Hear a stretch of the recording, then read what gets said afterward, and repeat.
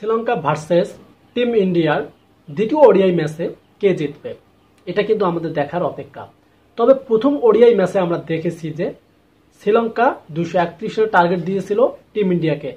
Team India কিন্তু এই রানটা করতে গিয়ে ম্যাচটা টাই করে ফেলেছে।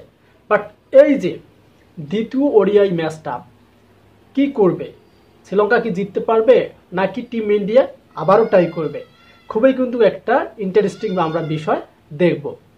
বাট যারা ভারত থেকে আমার ভিডিওগুলো দেখেন বা আমার বাংলাদেশিরা যারা খেলাগুলো দেখেন তাদেরকে অসংখ্য ধন্যবাদ ভিডিওটি কন্টিনিউ করার জন্য। সো টিম ইন্ডিয়া কিন্তু একটা বেস্ট 11 টিম, কেননা আমরা দেখেছি যে এই তো কিছুদিন বলতে কয়েক মাসের আগে আমরা দেখলাম তারা টি-20 বিশ্বকাপটা নিয়েছে। বাট ওডিআই ম্যাচে কেন এরকম তাদের হচ্ছে? ফার্স্ট ওডিআই ম্যাচে আমরা দেখলাম 231 রান করতে পারলো না, তাতেই অল আউট হয়ে গেল ইন্ডিয়া, যেখানে রয়েছিল ভালো ভালো ব্যাটসম্যানগুলো। রোহিত শর্মা সে তার কর্তব্য করেছে, বিরাট কোহলি কিন্তু তেমন রান করতে পারেনি, এবং তার সাথে সাথে শ্রেয়াস আয়ার সেও কিন্তু টিকতে পারলো না, ঋষভ প্যান্ট তারাও কিন্তু কিছু করতে পারলো না। এদিকে কিন্তু শ্রীলঙ্কার ব্যাটিং লাইনটাও কিন্তু অসাধারণ, বোলিং লাইনটাও অসাধারণ, কেননা খেলাটা হচ্ছে শ্রীলঙ্কাতে।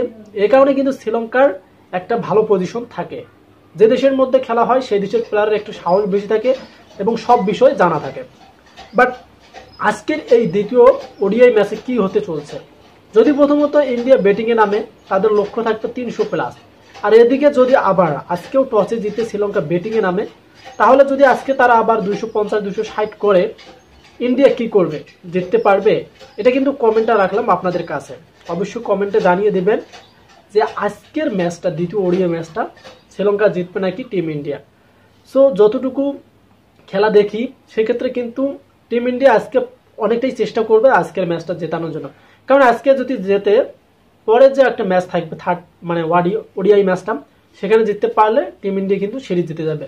আর আজকে যদি আবার শ্রীলঙ্কা জেতে তাহলে কিন্তু শ্রীলঙ্কার একটা প্লাস পয়েন্ট থাকবে, লাস্ট ওডিআই ম্যাচটা জিতলে তারা ওডিআই সিরিজ জিতে যাবে। সো দুই টিমের কিন্তু আজকের খেলাটা খুবই গুরুত্বপূর্ণ, সেক্ষেত্রে আমরা দেখবো যে আজকের ম্যাচটাই কে জেতে।